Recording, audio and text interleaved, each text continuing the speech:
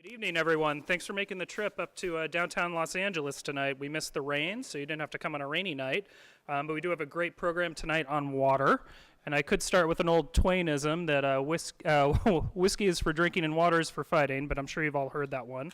And all we have is beer and wine anyway. So that said, thanks for being here. And on behalf of the Athenian Society, we're very pleased to have all of you here. There's some membership materials on your seats for the Athenian Society, and I want to let you know if it's your first time here. Could I ask anyone who's a member of the Athenian Society to stand up and be recognized really quickly?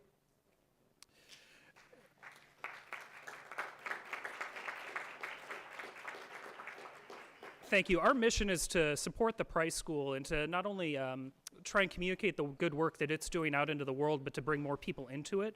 So I do hope you'll take a look at the membership materials that are there on your seats. We've got a lot more great programs coming up throughout the rest of the year, and our Leadership Council, who you just saw, was meeting today to scheme up new ways to inform you and bring more good policy issues out. I also want to recognize the staff of the Athenian Society, John and Caroline, who do such great work and put this event together this evening. So thanks very much to them as well. So it's my very great pleasure to introduce Dean Knott, who's going to be introducing our very esteemed panel tonight. He is Dean of the Saul Price School of Public Policy and holds the C. Irwin and Ione L. Piper Chair. He's a leading scholar in the field of political institutions and public policy. He's also the president of NASPA, which is the International Association of the Schools of Public Affairs, and he has done just such a terrific job in his tenure at Dean. He has brought in not only the naming gift from the Price family, but numerous other gifts that have enabled a whole range of programs. He's also a Michigander, and as a Michigan native myself, where I hold deep roots, I can tell you that those are good beginnings. And he's done everything at the Price School with such a great amount of class and grace. So please welcome Dean Knott. Thank you very much, Rob. I appreciate that very much. Let's see if I can keep this up. Well, good evening, everyone. It's really a pleasure to do these Athenian Society events and to be able to help inform and have a dialogue around some of the major issues facing our society. And I'd like to thank our three sponsors in particular for this night's event: LCW, Liebert, Cassidy, Whitmore, Kennan Associates, and the Metropolitan Water District of Southern California. Would members of our sponsoring organizations please kindly stand so we can recognize you for your generous support if you are here today? Thank you. Thank you. Your partnership truly helps make this event possible, and it also raises the profile of the events that we put on. So thank you very much for your support of the Price School. This evening in particular, we look forward to a very exciting and informative discussion from our expert panel. Tonight we have the privilege to hold this event at the headquarters of the Metropolitan Water District of Southern California. And this agency is responsible for delivering 1.7 billion gallons of water to 19 million people across the region each and every day. In addition, our focus on the future of California's water policy and emergency drought comes at a very pivotal time. Governor Brown declared a state of emergency last month as the state grapples with the lowest levels of rainfall in its 163-year history. In response, lawmakers passed a $687 million emergency drought relief package last week, which is signed by the governor. This rapid action taken by state officials underscores the seriousness of the water shortages that our cities are facing.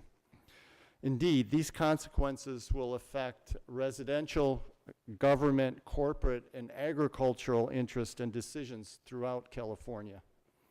Given this widespread impact, the Price School is really working to try to find viable solutions that will help benefit our communities and our industries for the long term. We achieve this not only by convening events such as this, but also by conducting research that is problem-focused on policy issues such as water. Our school has scholars working on issues of sustainability in the environment, including urban water scarcity. For example, Professor Hilda Blanco, who heads our Center for Sustainable Cities, is recognized as the regional water expert. On your seats, we've included a summary sheet about her recent study examining climate change, water conservation efforts, and the potential for future water supply. So tonight we are very fortunate to be able to hear firsthand from key decision makers involved in this policy arena. We hope you enjoy our discussion as we analyze policy interventions to maintain our water supply and explore the cost and benefits to our citizens. At this time, I'd like to introduce our panel moderator, Ron Gastelum. Ron chairs the Energy, Water, and Environmental Council at the LA Chamber of Commerce. He is an expert in public service and public infrastructure, including the legislative process, finance, planning, and policy development. Ron previously served as CEO of the Metropolitan Water District. He was instrumental in further diversifying Southern California's water supply sources during a period of extended drought, a statewide energy crisis, and a major reduction in Colorado River water rights. Under Ron's leadership, the agency has had many notable accomplishments, among them the completion of a $2 billion reservoir, advancement of a stalled pipeline project under the San Bernardino Mountain, a major restructuring of its management, adoption of a long-term capital improvement and finance plan, and a major overhaul of its rate structure. Since retiring as CEO in 2004, Ron has served as chairman of a local renewable energy supply company, and he's a principal at Water Conservation Partners. He was also interim executive vice president of the LA Area Chamber of Commerce and interim executive director of the Southern California Water Committee. In addition, Ron is a graduate of the UCLA Law School, and his legal career has focused on environmental, municipal, and corporate law with a particular emphasis on water, waste management, and energy. So please welcome Ron Gastelum, who will introduce the rest of the panel. Thank you.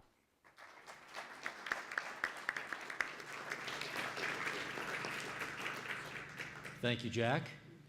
It's a delight to be here tonight. We have a wonderful program for you. I am not going to give our speakers the courtesy you gave me in talking about all their background. Let me just say they are on the front lines, and they are the players that are, certainly for Southern California, going to make the difference on water policy and for many years to come. So first on my left is Councilman Felipe Fuentes. You have in your program his extraordinary background. If there's any single person in the city of Los Angeles that will deal with the fundamental energy and water problems that we're facing, it is Felipe, so it's exciting to have him here. Thank you very much. Rich Atwater, next, is the Executive Director of the Southern California Water Committee.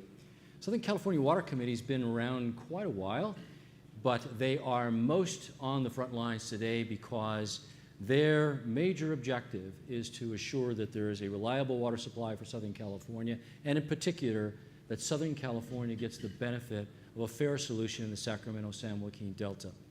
So it's a delight to have Rich here. He also brings extensive research and management experience, both at the federal level, state, and the local level in water management here in Southern California.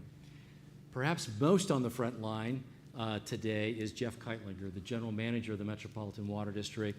It's really great to have you here tonight. Even though we're here in your building, it's not unusual to find you in Washington or Sacramento. There's so much going on. We're going to be anxious to hear about all of that. So the format is I am going to present questions to our panelists. Each one of them will be free to respond. I'll probably state the question to a panelist first, and then once we get through a series of questions, we're going to open it up to the audience. There'll be microphones available to you. I've told our panelists I'm going to press them a little bit. This is an academic setting. We're not talking about political messages here. Let's not be too soft in our delivery of the facts and the truth and your opinions. So with that, I'm going to start with Jeff Kightlinger. Let's set the context for our topic. First, tell us your perspective on water conditions this year in California and Southern California, and why you think the governor declared a drought emergency. We'll get into our long-term water supplies later, so for now, just talk about your perspective on the drought emergency. Well, thank you, Ron, and thank you everybody for coming, and welcome to our building. So glad to be here. So the governor declared drought about a month ago, and we are in a shocking drought in California.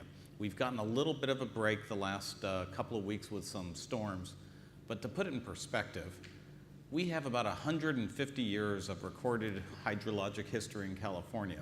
The worst year recorded history was 1977. Oddly enough, Jerry Brown was governor. But those storms that were actually pretty good storms that we got the last couple of weeks have brought us up into a virtual tie for the worst year ever. We were so far below average. We were not looking at maybe setting a new record. We were looking at shattering the old record with something just off the charts. So right now we're looking at, things are looking up. We're now in the worst year ever recorded, but at least we're tied for the worst year. We're not setting a brand new record. But if it stays dry in the next month or so, we'll go right back to that worst year ever. So as you look around the state, this is going to lead to a lot of dislocation, a lot of impact. The way we deliver water supplies through the State Water Project that was built by Pat Brown in 1960, that project sets an allocation every year. The lowest they've ever set is 20%. 20% of the total supply is going to be delivered in a year. That's the lowest it ever delivered, and that was 1977. This year we're on 0. They are actually projecting to deliver 0 water. So it's going to have impacts throughout California. Southern California, we have a little more diversity down here, but you have parts of the Central Valley. 0 means 0, and it'll lead to enormous dislocation. That led to the governor declaring drought. Thank you, Jeff. Rich, let's get your perspective. Your organization is businesses, it's public agencies. What are you hearing from your members? Well, there's a lot of concern, and thank you all for coming tonight, but let me just say that this drought, as Jeff just indicated, really is a crisis situation. The Southern California Water Committee represents over 20 million people from basically Kern County, Bakersfield to the Mexican border throughout Southern California. So, if you're a farmer in Kern County, this is a huge issue. I mean, 0 allocation is your livelihood. Different locations in Southern California, it affects you differently. If you live for example, in the San Gabriel Valley, you probably can live off your groundwater for the next few years, but it will drop to critical low levels. I was at the San Gabriel Valley meeting 2 weeks ago, and they're concerned about it, but they've got a little bit more time than if you live in Bakersfield or other parts of Southern California. Even out in Palm Springs and the Coachella Valley, it's a serious problem for them too. So it's a problem throughout the region. As Jeff indicated, it's a statewide problem, but for Southern California, we spent a lot of time and effort over the last 2 decades to build an infrastructure that is more drought resistant.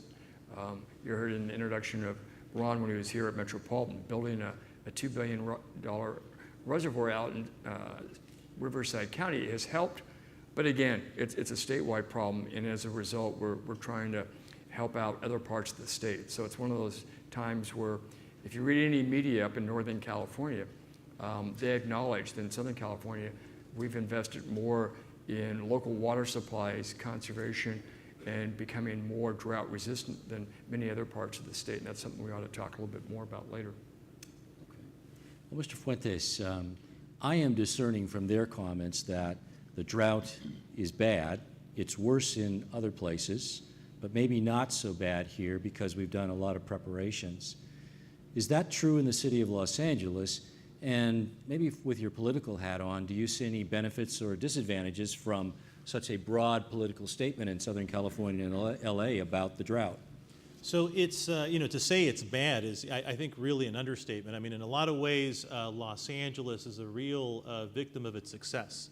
We've been able to, in the city of Los Angeles, as an example, add over 1 million people and we still are conserving water better than we did in the 80s. And so that's a real, I think, story that needs to be told. The problem, though, I think, is that there isn't the urgency to actually stitch together a plan that really brings to bear more effective ways to be better about water. Even with all of that success, you know, Angelenos are using about 130 gallons per person per day. And even with that success, there really isn't, in my opinion, the urgency amongst our residents to actually understand that there is a potential problem in the near future with turning on the tap, and there is such an assumption that it's just going to continue to flow. So the declaration of the drought, understanding it was the driest year last year in recorded history, understanding that we're in the third year of a terrible drought, understanding that it's really urgent, I think, is a real opportunity that the governor and the legislature is presenting to not just Southern California, but all of California, to try to begin to implement plans that hopefully will make us smarter consumers and really recognizing the worth of water. So we're gonna take that tack, and we're gonna ask you now, are there policies and actions at the local and regional level that should be pursued under existing authorities, existing law, to deal with the possibility that next year will be dry, maybe the year after that will be dry, and we won't have as many resources as we're living on today? What are those policies that we should be looking at? Well, so you said to be provocative, right? So your opening question was, you know, are there policies and plans in place? I would say that there are, but they're not woven together in a way that's comprehensive. I mean, there is, as I mentioned a second ago, I think a lot of credit that needs to be given to everybody at this table, certainly in the city of Los Angeles, and residents for really understanding, I think, especially when you're looking at the phase 2 structure that Los Angeles is doing and how we're beginning to tell people how to consume and when to consume water, et cetera. But there isn't, I think, a real statewide comprehensive effort to really mitigate what the future will look like. If you think of Australia, for example, and the fact that, you know, we've talked to folks and we know that they were aware that they were in a drought in their 10th year. 10 out of 13 years, you know, they were doing business as they normally would. And it wasn't until the realization came to place that you saw, whether you agree with the strategies or not, you saw a real desire to implement something different. And I think there's a real opportunity for us to really stitch together all of the different great efforts that are taking place in the state of California in a way that hopefully will mitigate the length of this drought, because I don't think any of us know how long it's going to go. And it's so fun to open up the paper and see, for example, the debate of whether El Nino is coming or not, and folks discrediting the fact that none of the signals there are early enough to reliably predict whether we're going to get any real weather. I mean, we're fighting about when it's going to rain next, and that's really exciting, because I think it's bringing to bear to our residents and to those members of the public that need to pay attention the real need for us to be smarter about what we're doing. And I'm hopeful that this is a tremendous opportunity for us. Well, Jeff, actions and policies, and I'm thinking of next year or the year after. We'll get to the long term in a minute. What should we be doing right now? Well, with water, you always have to think both short term and long term, like you've mentioned, Ron. So on the short term, obviously we can't make it rain. So we have to do a couple of immediate type steps to both really push conservation. That's really the one thing really within your control.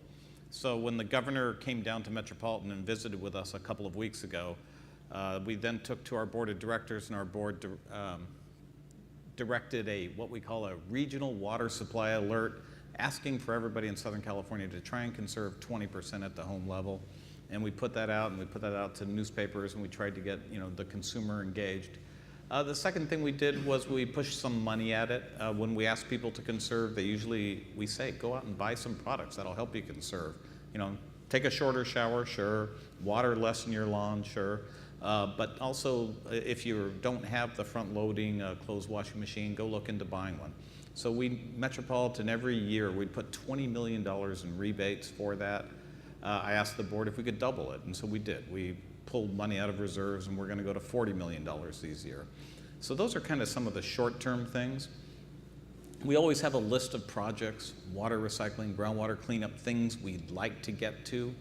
Now we're trying to fast track those, and the governor and the legislature putting together $680-some million can help fast track some of those groundwater recycling and cleanup programs and get those moving. So, Rich, Mr. Fuentes is talking about an opportunity here that we don't want to miss. Jeff is identifying how you can apply money and public messaging. Anything else you can think about here that we should be doing? Yes, I think there are some other opportunities, and certainly when the governor signed the legislation on Saturday, I'll say, I guess it takes a drought, but I've never seen the legislature, from introduction of a bill and in 8 days, pass a $607 million appropriation, but it was, obviously it's a sign of the urgency of this, but it did include money, and they really prioritized a couple of things.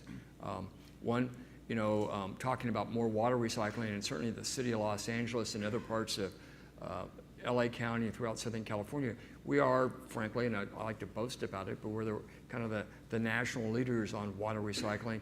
The LA County sanitation districts first started using recycled water in 1925 in Pomona, and Orange County has the largest facility in the country.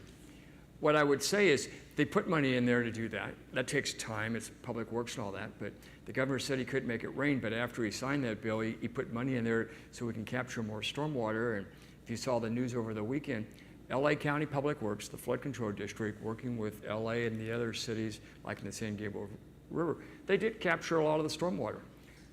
And that was a good thing. Although I will remind you, as being a water person, we didn't want the rain all in 40 hours or thereabouts. I live up in the Pasadena area, and we got 9 inches. It's too much, too quick.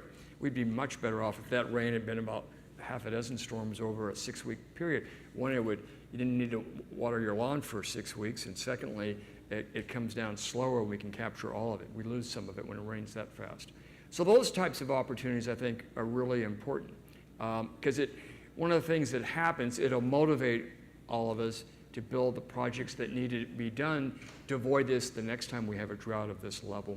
And in that sense, I think getting the public aware, and it also means we have to invest in those kinds of facilities. The $670 million is a great start, but the reality is we need to raise water rates in Southern California to pay for that new infrastructure investment. I'll just give you one. This is an academic group, and the Public Policy Institute of California, Ellen Hannock, has a great quote.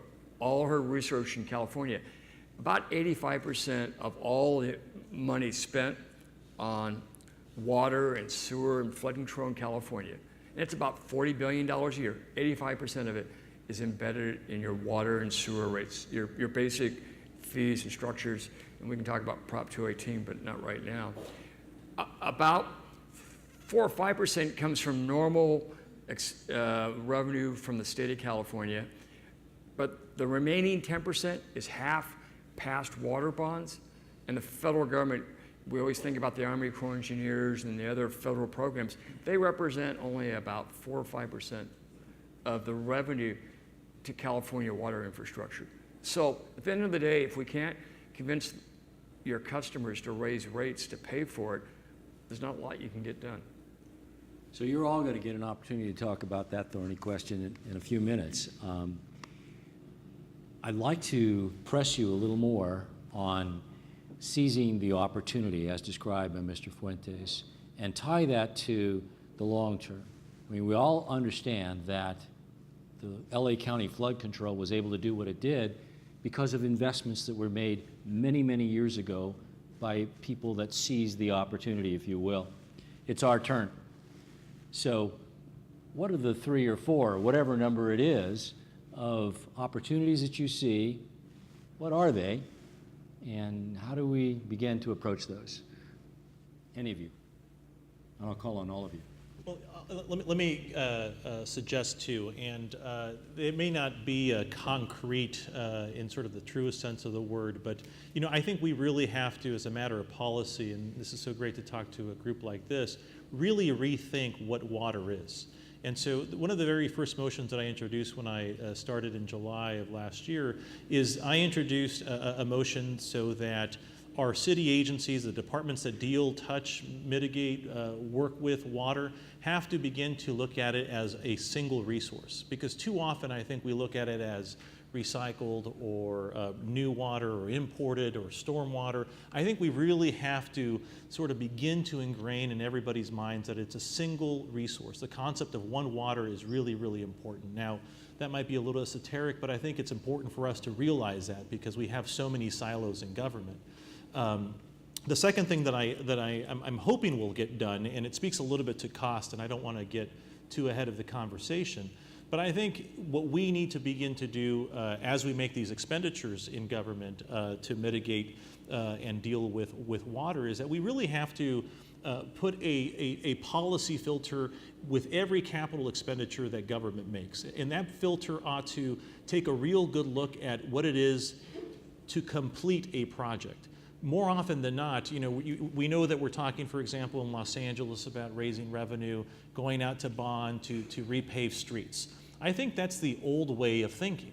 To me, what I'd like to do is say, with any capital expenditure, you have to put this filter in front of it that says, what's it mean to complete a street? What's it mean to make sure that you're capturing stormwater? What's it mean to make sure that it's accessible? What's it mean to make sure that you're maximizing the efficiency of that public space at every opportunity that you get?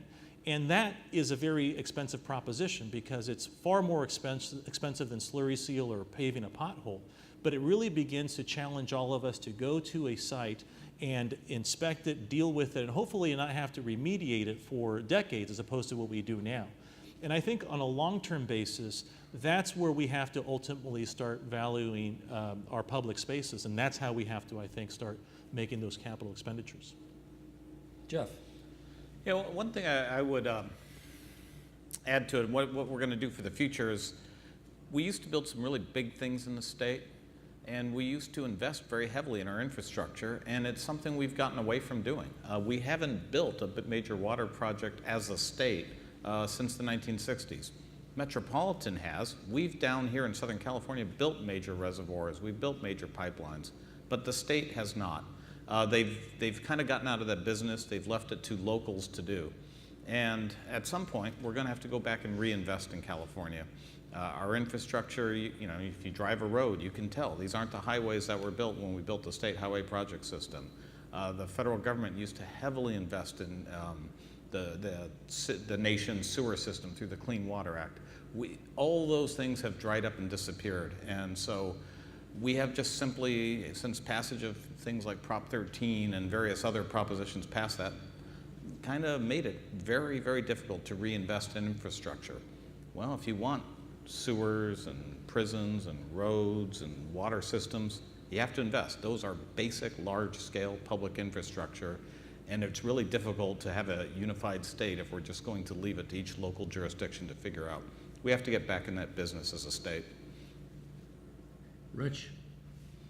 Yeah, the only thing I would add to both of those are really good points.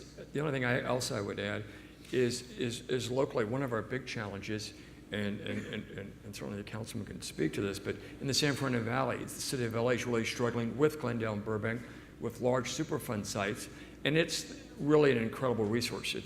It's their largest local groundwater supply. They're doing a master plan to capture more stormwater there. They want to use recycled water, just like Orange County. But they have a big challenge. They only can pump half their wells now. Half their water supply has been reduced in the middle of this great drought because they're contaminated. That, to me, is something that we need to all help fix. One of the things I like to point out, throughout Southern California, not everybody has the opportunity to have in their community a groundwater supply like in San Fernando Valley, and parts of LA's like that, and the rest of LA counties like that. And it's really important when we think about an integrated water management system in Southern California, utilizing those groundwater storage aquifers to store water for the drought year, or God forbid we have the San Andreas earthquake and we're interrupted from imported water for time, and we can talk about how to solve that problem. But that's really important, and one of the things that Metropolitan's always done really well for the 6 counties is incentivize people to store water in their aquifers for that future drought episode. It's one of the reasons why we had a drought in 2007, 2008, and 2009. It was a serious problem. We had allocations, we went through all that, but because of metropolitan storage programs, we were able to get through that drought much better than the rest of the state. And I think that's the sort of thing where we have to continue to invest and work regionally. And really, if we talk about a water bond, obviously a priority ought to be to help clean up those types of groundwater aquifers like the San Fernando Valley. And we have other ones in Southern California that ought to be a top priority. So because these, you can see by now they're pros. So because they're pros, I'm going to throw a new question they don't know they're going to get. I read an editorial, many of you may have read it over the weekend, from professors associated with UCLA. And the thrust of the editorial was, the answer is to simply raise the price. Conservation will occur if you simply raise the price. So I'm going to ask I'm going to ask Jeff first, the legal question. Do you have the ability to just raise the price? I'm going to ask politically to Mr. Fuentes, can you really just raise the price? How viable is that as a solution? Mr. Kightlinger, set the legal framework. All right. Now, I used to be a lawyer, used to be the agency's chief counsel, but now I'm reformed, and now I'm just a manager. But I would say it's very difficult, if not impossible, to do that. Metropolitan is established as a public agency. I'm only allowed to charge what it costs me to deliver the good. And certainly under the various frameworks we've built up, these various propositions we've passed, our fees have to have a direct nexus to the costs in providing the service. And so there are legal arguments out there that if it's a penalty for use of water, perhaps it's a fine and not the cost of the water. But I believe the only thing our agency really can do is charge people what it costs to deliver the water, and we have to set the policy of punishing or changing human behavior has to be handled elsewhere by other legislative bodies. So are you saying that the Constitution may have to change? The legislature can't just do this?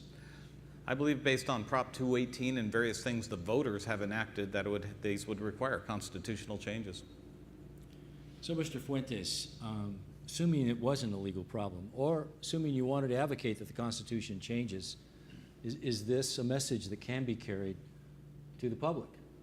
We're going to charge you more so you'll use less. Yeah, so I mean, you see it, and this is a great sort of public policy conversation, right? Because you see more often than not folks saying that we're going to curb usage, we're going to condition people if you start taxing them essentially, whether it's carbon, whether it's traffic, whether it's water. And I happen to believe, coming from the northeast San Fernando Valley, an area that is fairly impacted, has lots of challenges. By the way, it's got the opportunities for storage, and we've got all the contamination.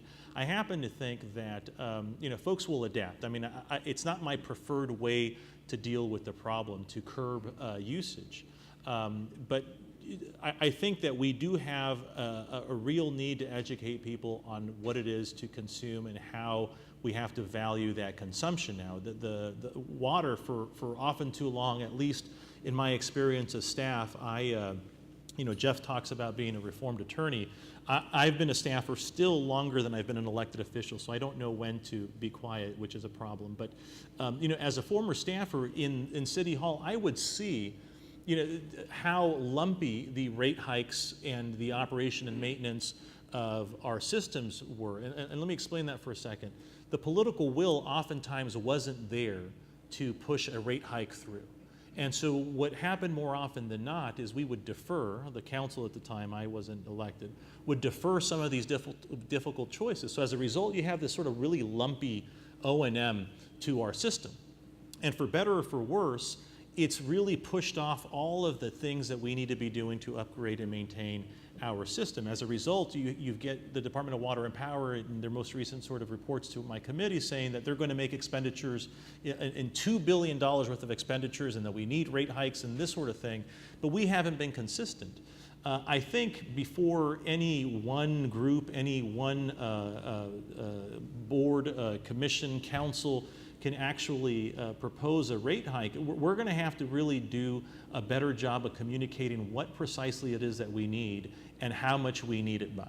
or how much we need and when we need it by. And I think that has been a real challenge for us. You know, when I got elected last year, took office July 1, all the buzz was that we had to get a rate hike put in place, start the conversation in spring, and that the utility needs the money, DWP in this case needs the money by mid-year in that decision. Well, lo and behold, we have a lot of controversy at the utility, a new general manager, a lot of politics surrounding DWP, and now we're not only under collecting our revenues, but the utility is sitting on a lot of cash. All of a sudden, we don't need that rate hike. To me, you know, it's not good news we don't have to have a rate hike. It's bad news we're deferring maintenance and getting behind schedule yet again. And so I think if we do a better job communicating to our constituents, the will be there, but we have to make that communication more transparent. Well, Rich, you're a seasoned manager. A lot of this, I'm sure, sounds familiar. How would you prioritize, or how do you think we should be prioritizing our actions and our public messages? Well, I think Councilman Fuentes hit it the nail on the head. It really is a key part of any utility is the communications, the outreach, making sure that your customers understand what the needs are. Water infrastructure is a challenge. The pipes are underground, nobody can see them, and you literally, I always thought is the most effective public hearing strategy is you bring in a couple old pipes and you show them to everybody and says, look, this 50-year-old pipe needs to be replaced. It leaks, it's all corroded, etc. Otherwise, people don't believe it. You know, you really do need to do that type of thing, and that's an important aspect. Is people have lost confidence and trust in the recommendations of what needs to be invested on.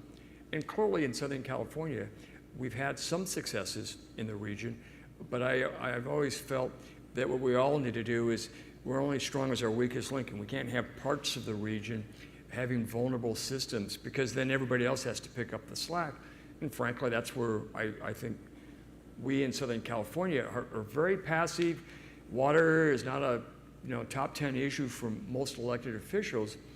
And frankly, in this drought, we're much better off than everybody else, and we need to, go up, not in a boastful way. It's just the state's looking for us to bail out the rest of the region, the rest of the state, I should say. And frankly, from my perspective, they're going to ask us to subsidize for other people's poor investment. I think we ought to turn around and say, LA and other cities, they need their fair share of what they're going to talk about doing in the water pond to fix some of the other problems we still have. So Jeff, I'm going to turn to you. I've heard you make many public statements that the mission of the Metropolitan Water District relative to the State Water Project and the Delta is to normalize or at least get a level of reliability that we can count on. You're not looking for more water from the Delta, you're looking for more certainty, which will then be the base that will move on to do all these other things that Rich and Mr. Fuentes is talking about. How are you going about doing that? To give a little backdrop on that, Metropolitan supplies about 55% of all of Southern California's water, and we get the water we bring in here from two places, the Colorado River and the State Water Project. It became pretty clear in the 1980s drought that finished in 1981, 88 to 91. In 91, it became pretty clear to Metropolitan we needed something more. And if you looked around, the world had changed. We weren't going to be able to go out to the Columbia or the Mississippi or the Great Lakes and build a pipeline. Although we could actually, but no one's going to give us the permit to do it. So we had to do something different, and we had to invest in local supply. So we came up with a new game plan. Rather than every 30 years going to a new river, we were going to invest in ourselves and recycle, reclaim, conservation. And we've done that for a generation now in Southern California, which is why we're not hurting so badly in this drought. But there's still a certain baseline supply we need. We need a reliable Colorado River and a reliable State Water Project from the north so that we can then build all those other supplies on it. If those supplies start going like this, you still need something to start to conserve against or to actually recycle. And so our goal has not been to go get more imported water, but to stabilize that so then we can build on it. We've been pretty successful But right now, it's really under stress. The state water project, the water we get from Northern California, in addition to this drought where now that's knocked it down to zero, is under environmental stresses, lack of investment, crumbling infrastructure. Until we can get that state system reliable, then we become vulnerable as well. So Rich, I know you've spent a lot of time looking at water quality issues. Is there a water quality benefit to the plan that Jeff just outlined? Yes, there is. Just in the water system, the state water project that Jeff just described compared to the Colorado River, the water, if we could fix that, would have superb water quality because it comes from the Sierras, from the Sacramento River. And the Colorado River is a much more salty river. Because we like to reuse and recycle that water in Southern California, it would allow us in the watersheds on the LA River, San Gabriel River, over in Orange County, the Santa Ana River, it would allow us to reuse water more effectively. It would save us money in treating the water and all that. And so it's one of those multiple benefits that fixing the Delta and installing these Bay Delta Conservation Plan tunnels and diverting the water from the Sacramento River as opposed to in the Delta itself, that would be a big improvement. And also from the standpoint of earthquake and seismic, it's a huge advantage. And there are also other benefits to that. Thank you. So I've read the city's urban water management plan, and there is an admirable list of good ideas and projects, recycling, stormwater collection, et cetera. So I think I'd like to ask Mr. Fuentes to talk about how you would approach, putting cost aside for a minute, and then we're going to ask Rich to talk about the relative cost of these various alternatives.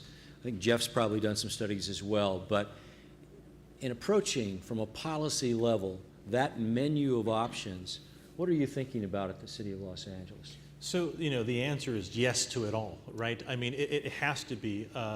And it's difficult to have the conversation without understanding the cost. I'll give you an example. The San Fernando Basin, it was alluded to a little while ago, is a real opportunity for Los Angeles to store water. And, the contamination that we've got there is a real problem. To remediate that is upwards of $900 million just in the basin alone. And so when you look at the different opportunities, that everything comes back to figuring out a way to how to finance all of this. And so, there is so much that we can be doing, but everything has a cost associated with it. I don't know today, if you built the menu, what are the 5 things that we've got to do first? The answer is that you've got to do them all. And as much as the advocates will tell you that localized solutions and regional solutions will take our dependence and reliance on importing water away, it just won't. We have to do it all, and we just have to be more efficient. So it's difficult for me to say on the menu of items, is there 1, 2, or 3 things that I feel we'd have to prioritize? I'm afraid that we've got to do it all. But I think many believe that the groundwater cleanup of the San Fernando Valley is clearly high on the list. Well, so, then, you mentioned a little while ago about how does the ratepayer get affected essentially with the rates. And unfortunately, or fortunately, depending on where you sit on this, there isn't an elasticity issue here with ratepayers. You need water. You need electricity. These are the commodities that we can't sort of say that we're going to tune up and tune down and figure out how to, you might get some conservation, but these are essential things. And so to me, it makes me want to start thinking about what is the smart play from a cost perspective. We know that, as great of a job as MWD is doing, it costs us about $984 an acre foot to import water. Los Angeles imports 88% of its water, 50% of it or so from MWD, but 88% comes from imports and we buy it. We know that you could spend a third of that if you were able to reliably pull water out of the ground, only $300 or so an acre foot. And so to me, the math works out very, very plainly. At some point in the future, after you deal with remediation, it's more cost effective for us to have our own storage localized solutions. And so to me, it only gets more expensive the more that you defer that capital expenditure. So we need to get on the road there. But we also have a tremendous opportunity, as evidenced with these last rains, to do a lot of stormwater capture at home. Very funny story, I've been talking about water an awful lot, more than I expected to at home. And my wife and daughter, I get home and they're drenched. And I can't help myself to say, you know, take your shoes off, don't walk through the carpet, you know, what are you guys doing outside?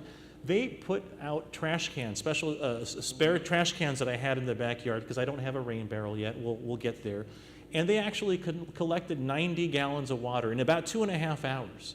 And so I sat the rest of the evening pouting and thinking to myself, look at all of the other water that's not being captured. That was just 2 hours, and we caught 90 gallons or 3 hours in that deluge. How much more water was lost? So there is so much that we've got to do.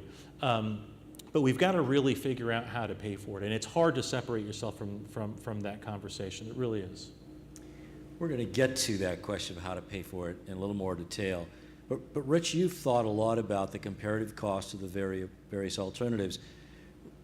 Would you agree, though, that the solution varies depending upon locality? That's true. Yeah, and the basic question is, you know, a lot of people like to say, we're in a drought, we'll just build a bunch of seawater desalination plants. Well, that's true if you live in Huntington Beach or, you know, in Santa Monica, if they'd let you build something like that in Santa Monica, which I'm not sure they would. But that also is extremely expensive. Councilman Fuentes just said that the cost of imported water is $985 an acre foot. Double that and add another 50%, and that's how much it costs to get water from the ocean. So it's very expensive, and if the drought was over, typically what would happen is you'd turn it off again, and then you'd have a mothball plant. So that's a very expensive proposition. We all agree those groundwater basins, we need to invest in. It's expensive. $900 million to clean up the 50 years of pollution in the San Fernando Valley. It needs to be done, but it's going to take some time. Water recycling is a great idea. I've worked on lots of big projects. It's not cheap. It's not any cheaper than doing imported water, but we need to do it. But it's not a panacea, because only about 25 to 30% of our water goes down the sewers. You use most of it outdoors and other uses that you really can't recycle. And unfortunately, guess where all the big sewer plants are? If you go to LAX, Hyperion's the city of the Los Angeles plant. The Los Angeles County Sanitation Districts has their big plant down in Carson. And then you have a big plant down in Orange County. They are recycling half of it, but that's all they practically can do. And then if you go to San Diego, Point Loma. My only point about that is we are going to do a lot of water recycling, but it's only like a 10 to 15% solution. It's not something that can solve all our problems. As an example, the Carson plant, Metropolitan, working with the sanitation districts, I've been around too long, but we've studied that for 20 years. It's not practical to ever reuse that site because the water is such poor quality. It costs so much to treat it and then put it in a big diameter pipe. You're not going to move it to anywhere. So there's also practical limitations of what we can do given the existing urban landscape. So that's why when we say what we're going to do, we say we want to do all of the above. And some of them are going to be more expensive than just reliably delivering that base supply from the Colorado River and Northern California, which leads why we really need to have that reliable supply that Jeff talked about from the State Water Project. All right, let's talk about the water bond. A lot of talk about the water bond. It's the panacea for some, but I'm sure you have your own views. So one, do we need a water bond? And two, if we have one, what would you want in that bond? Jeff. Well, it's obviously not going to solve all the issues, but money's a good thing. And so if we're going to get some money, that we can usually do good things if we have some extra money. To my mind, all the things that the state would invest in, you know, the typical things we put in a bond, recycling and reclaim projects and all those are all positives. But there's some things that are really hard to tie to a water supply. Metropolitan can pay, we can collect money from Southern California and help fund recycling. We can help fund building projects. What's very difficult for us to do is spend money not related to water because our legislative mandate's very clear. We're supposed to collect money for water. What the state needs to do, though, it's pretty clear that it's an environmental collapse that's endangered the Delta. That's not really our mission. We're not here to necessarily mitigate our impacts, but we're not here to restore the statewide ecosystem, national trust issues. That's something that the state can collect money for a bond for because they no longer have the general fund dollars to help restore vibrant ecosystems that impact all sorts of infrastructure issues, including water supply. So to my mind, that's been one of the critical things we have lobbied for. The state needs to collect money to help deal with these large-scale ecosystem problems that are existing in the Delta. Rich, your wish list. Well, I agree with Jeff. I mean, restoring the habitats to meet the 2009 legislative goals of water supply reliability and restoring the habitat is a critical priority, both, I think, for the state and the federal government. The San Francisco Bay estuary and the problems with it ranks with the Everglades, Chesapeake Bay, and other large estuaries in the United States. And so it needs to be at that scale. We need that kind of federal-state partnership to restore the non-water habitat. The other issues, I'll just be bold and say, if I were king for a day, we need to modify Prop 218. We need to give the flexibility so that the LA County Flood Control District can raise fees so that they can modernize the flood control system. It's a top priority for the city of LA. They want to take out some of the concrete and kind of bring back the LA River. Well, if the county doesn't have any money and they and the Army Corps are going to have to do it, and don't count on the Army Corps, well, we're all going to try, but the days of the Army Corps spending $1 billion on the LA River. Fun fact for you, the LA River, when they did that after the 1934-38 big flood events, look it up, 34 and 38, they almost canceled the Rose Bowl in 1934. That was the largest public works project that FDR during that period of time, the LA River. It's kind of an interesting, So, but that's a huge problem. We got to redo that. It's a top priority with the city of LA. It does a lot of wonderful things from a water supply. But if the county can't, the flood control district has no revenue to do that. And they're the ones that own and operate the LA River with some help from the Army Corps. They have a role there. And that's an example that if we don't modify and have a way to get voter approval to raise rates for that, I'm not running for office, so I can say that. That's an important thing. Getting a 2/3 vote just to fund that is a huge hurdle. So Mr. Fuentes was there when the bond, as currently scheduled to go to the electorate, was crafted. You know the legislative process inside and out. So my question is really twofold. One, what would the city of Los Angeles like to see in a bond? And how does a city best position itself to get what it needs? Well, I think that what the city absolutely needs in the bond is we need some assistance to just deal with the regulatory environment that we find ourselves in. The maximum daily load, the TMDL issue, we don't have nearly the funding to be able to comply with the Clean Water Act. And so monies that we can leverage are really important. The aging infrastructure in Los Angeles, it seems like it's once every 6 months that we read about or see the photos of sinkholes because the infrastructure is not being maintained, as I mentioned earlier. There's a real need, as we talked about, to be able to remediate the opportunities to do stormwater capture. And so for me, selfishly, that's what I think we would really need. Having been there, though, you forget, unless you're in Sacramento, and I always tell folks it's like a bad trip to the same place over and over. You leave Monday, you come home Thursday, and you see the same people. It's a bond that has to pass statewide. And that's a very difficult thing. When I was there in 2009, the joke was that this thing was a Christmas tree. And so I still remember Chapter 9 and all of the things that we were fighting for, the Los Angeles delegation to make sure that was inside the bond. That was the $11 billion version. Now there's a desire to scale it back, which means that there's a real constriction on what it is that we all want in that bond, which makes it even more difficult, I think, to earn the support necessary to be able to modify it and place it on the ballot. But I will say that the Los Angeles delegation could probably do a better job of fighting for what it needs. We are often criticized for being really the anvil to a lot of these votes. I mean, we have the population, we have the votes, but we don't maximize it as well as we probably could in order to make sure that we get what we need in that bond. The advocates, the testimony, everything that we need is there. It's not as if we don't know what it is that we need, but we just have never leveraged our political might in my short time in the legislature to be able to say this is a deal maker or a deal breaker.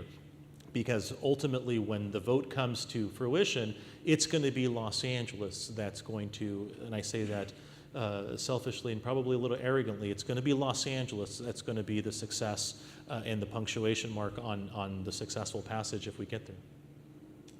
So we started talking about the opportunity that the drought created, and I think we all see that, but it's possible that a bond won't pass, that the opportunity may be lost, and we're really left to our own devices. We have tools available, property taxes, rates. If indeed we are left with our own devices, can we do it? Can we do what we need to do? Or are we dependent upon Sacramento and an election in the state of California? You know, I'll say that we don't have a choice. We have to do it. And the question becomes, how long will it take to do? And for me, you know, it's the business school training in me that the longer that it takes to make these expenditures, the more expensive that deferred maintenance is going to be. So we don't have a choice. We're going to do it. The question becomes, can we be compelling enough to be able to leverage opportunities with this vote potentially? I mean, remember, 2009 is when we proposed it, and it's 2014, and they keep punting. Now, the good news, the excitement here, for me, at the beginning of the year, I thought to myself, well, it's not going to make the ballot. The wall of debt conversation, this governor being rightfully, I think, very sort of stingy about making sure that California is where it needs to be. But this drought couldn't, it's hard to say this with a straight face, couldn't happen at a better time. I mean, this is precisely the moment that we have the ability, both politically and from a policy perspective, to demonstrate to voters that this is critical that we pass it. Now, the question becomes, can we get what we need in the ballot language, and will it be a good sell? And that's going to be the tough part, coordinating the message and being transparent enough to be able to demonstrate that we truly do need this money. It can't be analogous to however you feel about the high-speed rail. We can't have that happen to this. This is just too critical. Part of me wants to begin to emulate what they did in San Diego a couple of years ago and make it so that you can't have table water when you go to a restaurant, to help people understand that you can't take this for granted anymore. I mean, you really can't. In Los Angeles, it's hard to do because we've done such a good job, thanks to MWD and our advocates. We have carryover until the middle of 2015 of water. And so it's hard to demonstrate the urgency. And so I think that's going to be the challenge. But we don't have a choice. We're going to get it done. It's just a matter of how long it's going to take. Mr. Atwater, anything you'd add to that? Well, that's our role. I mean, what we're trying to do at the Southern California Water Committee is help the city of Los Angeles, Councilman Fuentes, to get the message out. And that's what we try to do throughout the region, from San Diego to Bakersfield. So that's my job, and I'm here to help out. Jeff? The heavy lifting is going to have to be done locally.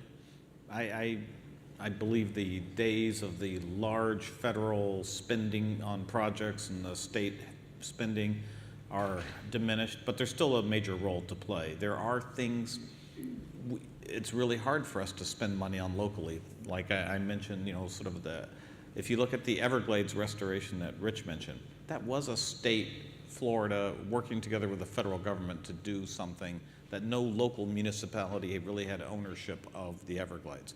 Well, that's our Bay Delta. There is a critical need for state and federal involvement. But in terms of infrastructure, I think the heavy lifting will have to be done locally, so we have to we agencies have to spend a lot of time educating the public that it used to be your taxes went to Washington and came back for federal projects here. Now it's your rates that you're paying for things that are being spent on the projects, but you're still paying for it out of one pocket, but we're going to have to do much more of it locally and do a lot of education there. Thank you. Well, with that, I think we will turn to the questions from the audience. Fortunately, we are not at a city council meeting. We have a group of very enlightened academics who understand that a question is a question and not an opportunity for a speech. So if you'll raise your hand, I'll acknowledge you. And okay, the gentleman in the blue coat there.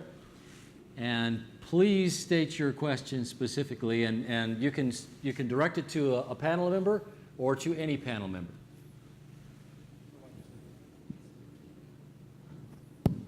You're good. Oh, thank you. My name's John Capocha. I'm a councilman from the city of Sierra Madre. We have some serious water problems. But what I want to know, it was mentioned that money was being set aside here for continuing funding washing machines, when even in some of the literature you says that 50% of residential use of water is for landscaping. Why isn't there a greater emphasis on lawn replacement? Because I personally think that's where you're going to get the biggest bang for the buck as far as reducing the amount of water that's used in metropolitan areas. Thank you. That was an excellent question. It was both advocacy and a question. Congratulations. Mr. Kightlinger. Well stated then. We are actually spending money. We are offering $1 a square foot, and the city of Los Angeles is actually matching it and making it $2 in the city of Los Angeles for turf replacement. We offer rebates on certain types of sprinkler heads that are much more efficient as well. We have debated it internally. Should we focus heavily on the outdoors? And one of the reasons we have initially focused on the indoors with the toilets and the low-flow shower heads and the front-loading clothes washers is because the idea is that they're like infrastructure fixes. Once you put them in, they keep giving every single year. We've seen cases where people change their lawn and then don't really pay attention to it and keep watering it, or their broken sprinkler system leaks. But we do fund those, and I just think you're right, we're going to do even more and more of it. That's where the shift is going to be, focusing on outdoors. Great. Good. All right, another question. Let's see, the gentleman in the back, blue sweater, shirt. Same rules. Hi, Stephen Hubbard, Metropolitan Water District, and I'm also in a doctoral program at the Sol Price School at USC. When you look at how water is used in agriculture, 20 to maybe as much as 60% is used on fodder crops for cattle, and that's a well-known figure that it takes several thousand gallons of water to produce a pound of beef. So you could say, well, to free up some water, let's change the mix of crops that are grown and perhaps provide subsidies to do that. And if I'm a farmer, I'm going to say, well, I've been here for a long time. Why don't you guys stop growing grass in the urban area and look at Hyperion, 350 million gallons a day go out to the ocean. Why don't you work on recycling that? So I was wondering if the panel could address the policy issues of looking at how water is used and perhaps where subsidies could be used to shift crops or do recycling. Mr. Atwater, can you answer that question? Yeah, it's a great question, and he's right.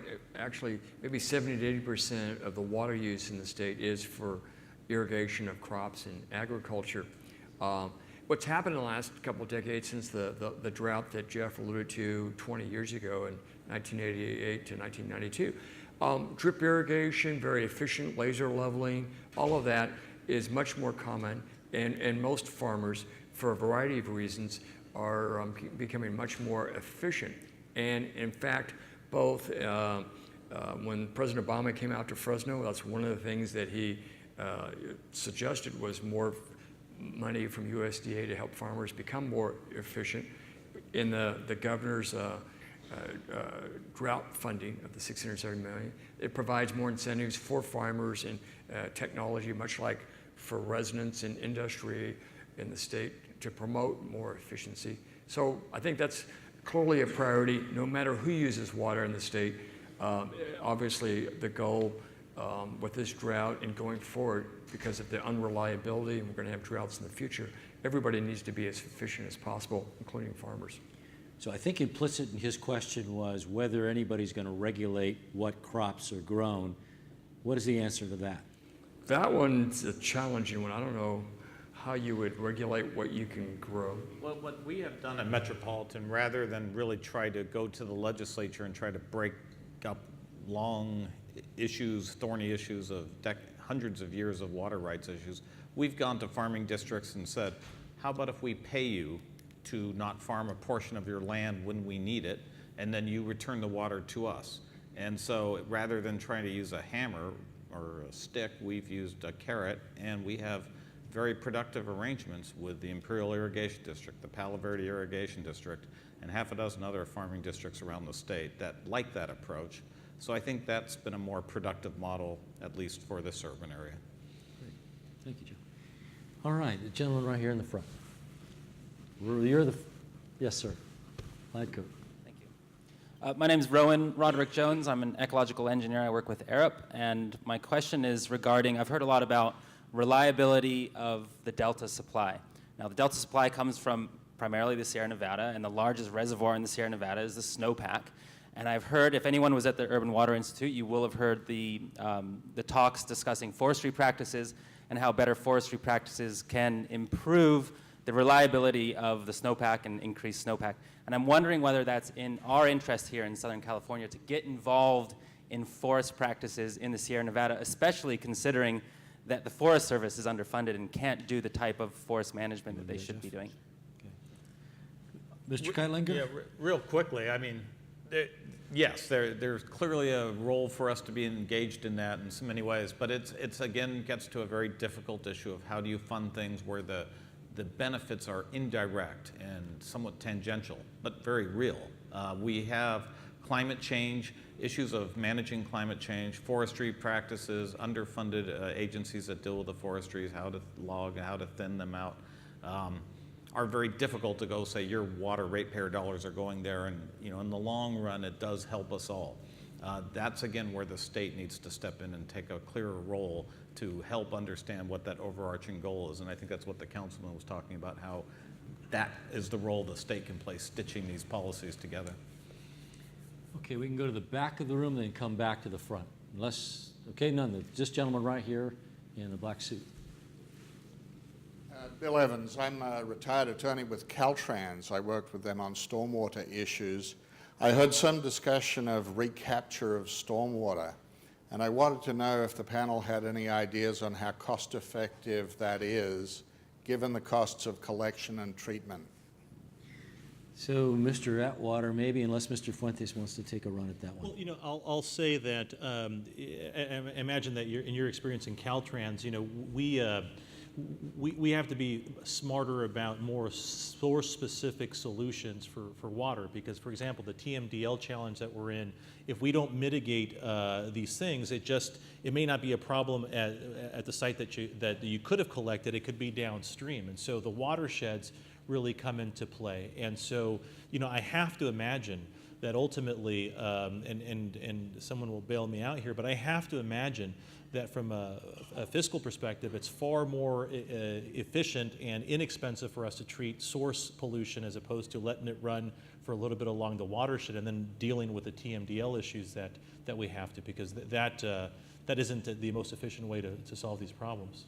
Yeah, it's a big issue in Southern California, and you're from Caltrans, and that's been an ongoing challenge for Caltrans to comply with the Clean Water Act and the state regional board regulations. The buzzword is MS4. And so it's expensive, and the councilman's right. There's a combination of utilizing the existing infrastructure. We want to get the multiple benefits of capturing that stormwater so we can recharge the aquifer, so it's part of our water supply, like in San Fernando Valley. But it's not inexpensive. The city of San Diego a couple months ago came out with a report and said for the city of San Diego to comply with these stormwater permits, it's going to cost them $4 billion over the next couple of decades. It's expensive. So that's one of the challenges. Because of our old infrastructure, the oils and greases and the other pollutants run off the street. We all want to clean that up. We want the beaches to be clean, but it's a very expensive proposition to do that. The city of LA was quite a leader when they passed Prop O to do that, but unfortunately, I think you're almost out of the funding for that, and that's one of the things. They need more money to continue to do that type of stormwater management within the city of LA. The stormwater capture programs are so infrastructure intensive in already urbanized areas where you have to then relocate things. They're, in our analyses, they're as expensive or sometimes more expensive than ocean desalination, which seems crazy. It's just falling down from the sky. So the only way to really make it work is when you do what, as the councilman said, is some of it has to be paid for by the TMDL issue. Some of it, it actually is a clean water, protecting the beaches. And some of it's water supply, and some of it's just flood control. And you have to kind of tap into all three of those to make those projects work. And that's very difficult in our structure where everything's fairly siloed, and you have to then work them across each other. Let me ask you a related question then. The City of Los Angeles, I think, is unique in that it owns all the groundwater under the city, in which case any stormwater collection is for the benefit of the city and could be counted as city water supply. Is that the case elsewhere? No, it's not. We have adjudicated basins. In Southern California, unlike the Central Valley, we have some of the best managed groundwater basins anywhere in the United States. And in those adjudicated basins, the rules tend to be case by case, but in general, they all artificially recharge water, whether if Metropolitan has surplus water. For a long time, we've put surplus water in the aquifers for future droughts or just good water management. We try to capture stormwater. Most of the basins, like Orange County, San Gabriel River, San Gabriel Valley, they recharge recycled water. So all of that is part of that strategy. But each of those areas, whether it's the San Gabriel Valley or down in Orange County, they have a different regulations for the water master, the people who manage the groundwater basin, and the local agencies of how that gets funded. So it's another layer of what Jeff just talked about. It's institutionally complicated, but there's a long tradition of working together to solve that.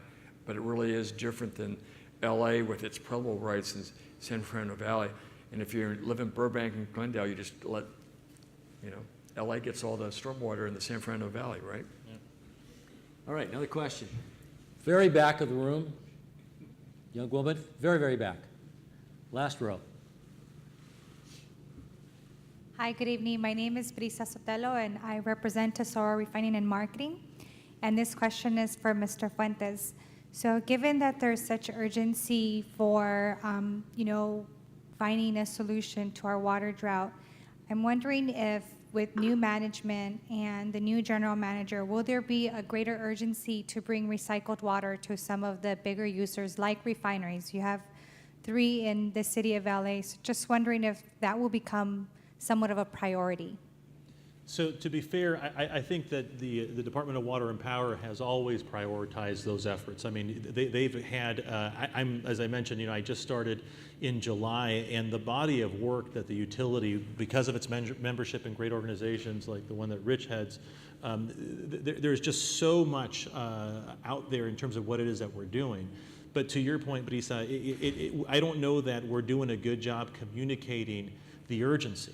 And I think that is a direct result, or results in our inability to be consistent about prioritizing it, meaning getting the revenues necessary to be able to pay for everything that are in those integrated plans, whether it's stormwater capture or, I mean, you name it, the utility has been working on it. I think the opportunity here with a new general manager, and you've heard about it, in the campaign season with a new mayor and a new council. I mean, there's an opportunity here. It's just a matter of whether we all seize it, and to be terribly honest, if you all hold us accountable to it. Thank you. I think there's another question in the back. Yes. Hi, I'm Yoko Igawa with Foothill Transit. I'm an MPA alumna, And my question is, given that our state's agriculture provides much of the country's food, has there been any talk about the federal, I guess about subsidies at the federal level? Because if we fail, if we're in a drought and something goes wrong and it affects our agriculture, it does affect the rest of the country. Jeff, are you? Yeah, just recently the president was out in Fresno meeting with the governor, and they did put together, he is proposing a federal drought relief package. They're also, Senator Feinstein has a package that she has out that would provide funding. The good news is that they are looking to get some immediate short-term relief to agricultural area. And at the moment, California has pretty amazing statistics. We're supplying 75% of the world's pistachios, about 80% of the world's almonds. I mean, these are pretty amazing statistics. But what we really could use also is some long-term federal investment in new storage facilities, new water supply facilities. And that's been lacking in Washington, as they really have moved away from funding those large-scale projects. And that's what we could use more of. Yes, right here. Hi, I'm Sarah Feekins. I'm Assistant Professor of Earth Sciences at USC. My water bill is $10 a month, and I mean, it doesn't hurt me at all. So I do conserve water, but there's very little incentive there. And I hear these talk about how much these projects would truly cost to build the infrastructure upgrades that we need. And I'm trying hard to reconcile how my water costs so little. And then I understand that agriculture uses 80% of the state's water, but I think that some of the agricultural consumers don't even have metering. So how is pricing of that water being transferred into those crops? And when we're exporting those crops overseas, we're exporting that water as well. So as California citizens, if we're not passing that cost on to the crops that we're exporting, we're not truly accounting for that water cost fairly. So I just wondered if you could explain that to me. Okay, could you state, did you get the question? I got the question. Okay, great. Even with the accent, no. And that's pretty amazing, your $10 a month bill, that's pretty terrific. The average in the metropolitan service area is closer to $60-some a month. And obviously that means there's some people in the $120 and some people in the $10 a month range. So that's sort of the average. And you're right. There are those in very urbanized, in living in the condominiums and things like that. Even if we double rates, no one's really, it's really hard to see that at that level. But obviously other people paying $80, $90, if those rates double, they're going to feel that. So it's going to be a little different as the impacts spread around. The issue of where agricultural isn't even metered, and sometimes they pay flat rate per acre and things like that throughout the state. A lot of people talk about, basically in some respects, when we ship alfalfa to China for livestock feed, are we just really exporting water? That is a real policy issue, and that is something that the Sacramento and Washington and those types of people do wrestle with, and that is a classic policy issue. Is that the right issue? I mean, we certainly export, and the crops are very valuable, but there is that issue of is that the highest and best use of our water, and that's a true political debate. Maybe this side of the room. The gentleman in the red tie? Yes. Bill DeWitt with the City of Southgate, and we have our own water system there, and we are very appreciative of the good work that the Metropolitan Water District does in quality and so on and so forth. But several years ago, the state of California required all of us to cut down by 20% by the year 2020. Well, in the City of Southgate, our consumption dropped 30%. Now, some of that was due to the economy, and some of it was because we raised our water rates. But the other adverse effect is we have to pay our bonds, and we need a certain volume of water sales to be able to to pay our bondholders off. And we're doing that currently. But if we raise our rates too much, or we cut our consumption way down, then we don't have the revenue coming in to satisfy the bonding situation. I think the Met and other agencies may have similar problems. So when you deal with rates, you have to be very careful on that. And so this has been very interesting here today, but I think that that's something we all have to wrestle with, because it boils down to money, and it takes money to put the infrastructure in. And I think that's what we're all about here with this stuff up north. Thank you. Thank you very much. So we have time for one more question. Anybody? Yes, sir. Right there. Hello, my name is Peter Rosenwald. I'm a resident of Long Beach, and this isn't a question, but I want to thank the Metropolitan Water District for graciously erecting a monument in December of last year to the people who perished in the Sylmar Tunnel disaster in 1971. It's right out by the koi pond. But my question is about fracking.